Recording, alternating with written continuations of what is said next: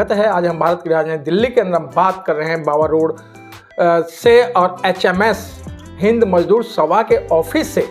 और सर, हम आपको ऐसी शख्सियत से मिलाने जा रहे हैं जिन्होंने मजदूर, अगर मैं सीधी सीधी बात कर दूं, अगर मजदूर मसीहा कह दूं तो उसमें कोई गुनाह नहीं होगा।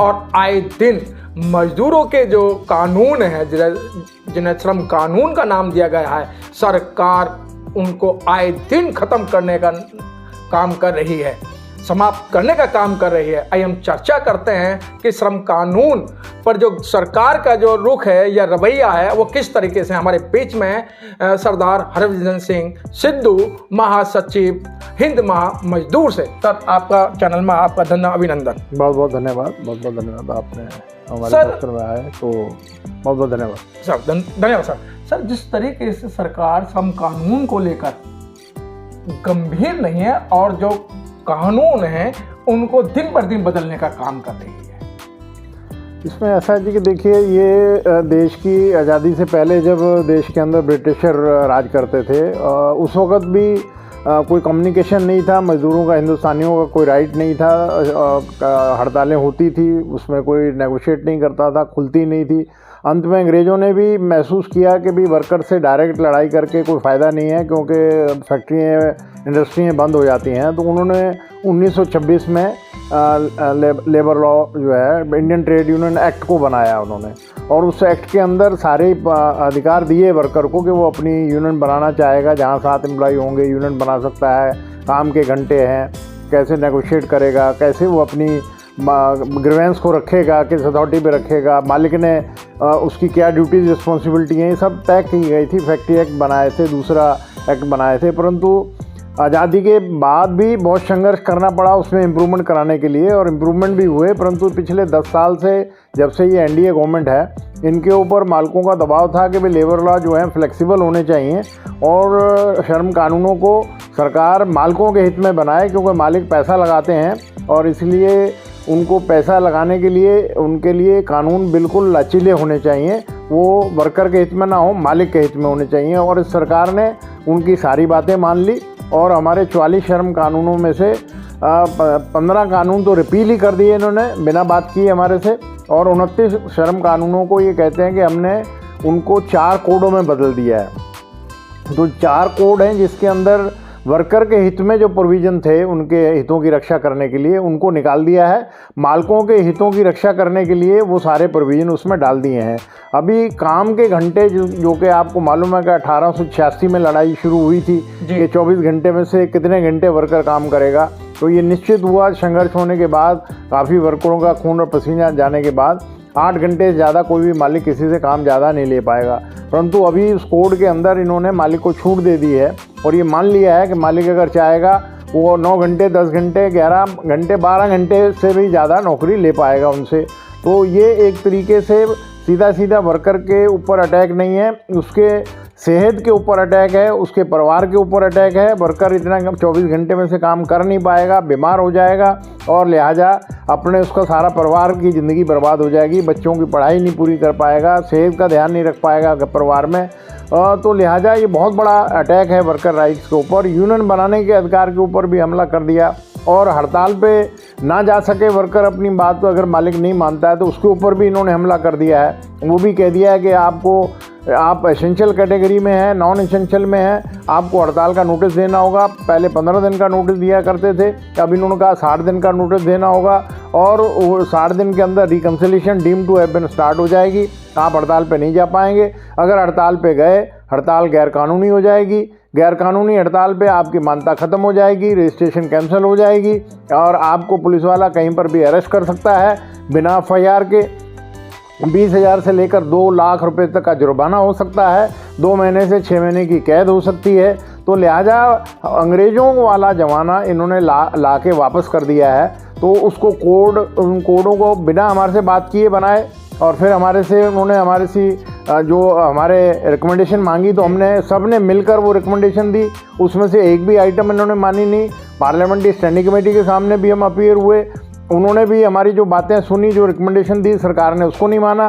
पार्लियामेंट के अंदर जब किसानों के बिल पास कर रहे थे और अपोजिशन वॉकआउट कर गई थी, अपोजिशन का कोई MP अंदर में नहीं था, बिना बहस के 3 मिनट के अंदर हमारे ये सारे रद्दोबदल करके 4 कोडों को अप्रूव कर दिया और अभी सरकार उसको लागू करने जा रही है। तो इसके ऊपर अगर सरकार ने ये कोडों को ज़बरदस्ती लागू करने की बात की तो देश के अंदर इतना अशांति फैल जाएगी, इतना इंडस्ट्रियल अनरेस्ट हो जाएगा कि हमारा देश जो कह रहे हैं कि भी आने वाले 47 तक हम विकसित देश हो जाएंगे, वो बहुत ज़बरदस्त सेटबैक हो जाएगा देश के अंदर, क्योंकि वर्करों के हितों पर, उनके अधिकारों के ऊपर हमले कर दिए हैं इन्होंने और वो पूंजीपतियों के दबाव में कर दिए हैं। और अभी आपके सामने हमारे देश के बड़े बड़े पूंजीपति वो ऐसे बयान देने लगे हैं कि वर्कर को 90 घंटे काम करना चाहिए, वर्कर को 90 घंटे एक हफ्ते के अंदर 70 घंटे काम करना चाहिए जी। दो इन्फोसिस का जो को चेयरमैन है उसने अभी बयान दिया कि 70 घंटे, और जो लार्सन टोब्रो का चेयरमैन है उसने बयान दे दिया कि 90 घंटे काम करने चाहिए। तो अब देश का वर्कर जो है ये समझते हैं कि अंग्रेज़ों वाला से भी बदतर ज़माना आ जाए कि भी वो 24 घंटे काम ही करता रहे वर्कर और उसको मिले भी कुछ ना, उसका हक भी ना उसको मिले। तो ये देश के अंदर ज़्यादा देर नहीं चलेगी। जनता द्वारा चुनी हुई सरकार है, हमारा देश के अंदर प्रजातंत्र है। हमने जो हमारे बुज़ुर्गों ने अपने खून और पसीने से अंग्रेज़ों का मुकाबला करके जो देश को आज़ाद कराया है, उस देश के अंदर तानाशाही, उस देश के अंदर डिक्टेटरशिप लाना बहुत मुश्किल है। और अगर ये लाने की कोशिश करेंगे तो उसका हर्जाना हमारे देश के अंदर आम देश के नागरिक को भी भुगतना पड़ेगा और देश भी जो है वो कई 100 साल पीछे चला जाएगा। सर, जिस तरीके से लेबर लॉ की आपने बहुत अच्छी तरीके से बात बताई, सरकार की मंशा क्या है?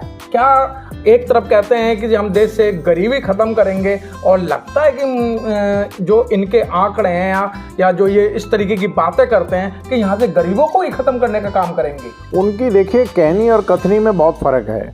भाषण तो ये कहते हैं कि हम गरीब खानदान से आए हैं, हम गरीबी को, गुर्बत को बहुत नज़दीक से देखा है, परंतु पूंजीपतियों को पूरी छूट दे रहे हैं, उनके साथ मिलकर काम कर रहे हैं क्योंकि वो बड़ा पैसा देते हैं इलेक्शन लड़ने के लिए। वर्कर के पास पैसा देने को है नहीं, वर्कर वोट डालता है। और जब हमारे देश के अंदर प्रजातंत्र जिंदा है और जो संघर्ष के ऊपर लिया है अंग्रेज़ों से, हमने 250 साल राज करके गए, कुर्बानियाँ की हैं लोगों ने, फांसी के फंदे चूमे हैं, और उसके बाद अगर हमारे को अपना आज़ादी मिली है, उस आज़ादी में फिर 75वां साल मना रहे हैं हम अपनी आज़ादी का, तो उस आज़ादी के अंदर मालिकों को इतनी छूट दे दी जाए कि वो वर्कर को गुलाम बना के काम करेगा तो देश उन्नति नहीं करेगा, देश जो है और धरातल में जाएगा।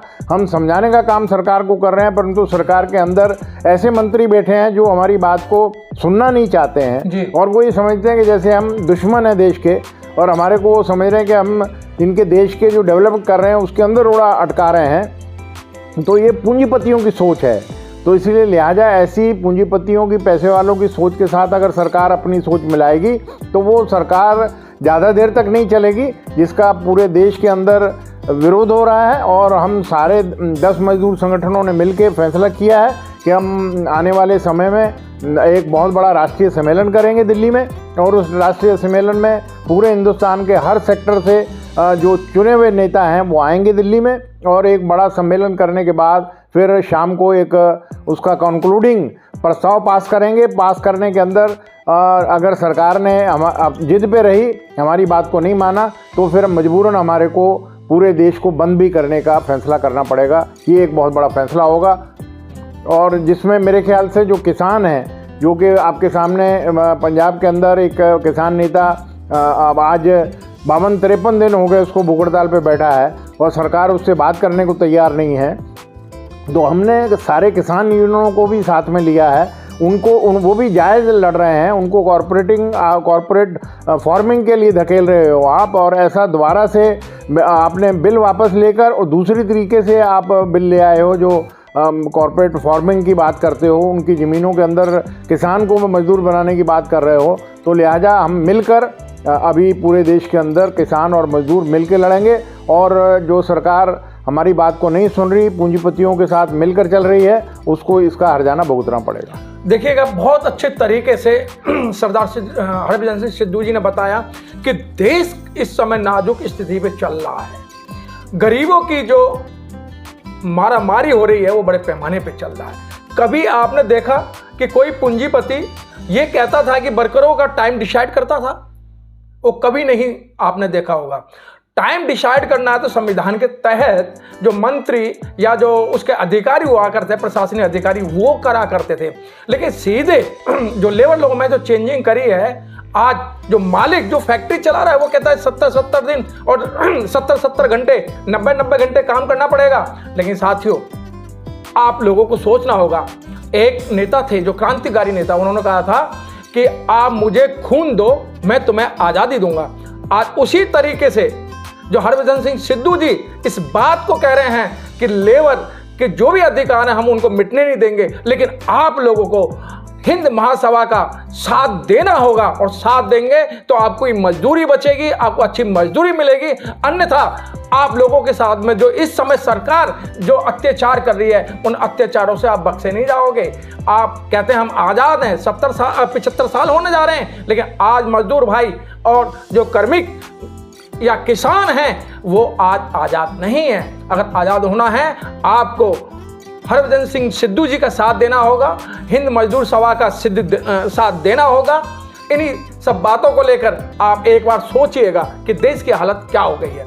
कैमरामैन जयराम के साथ मनोज पिप्पल, दिल्ली से।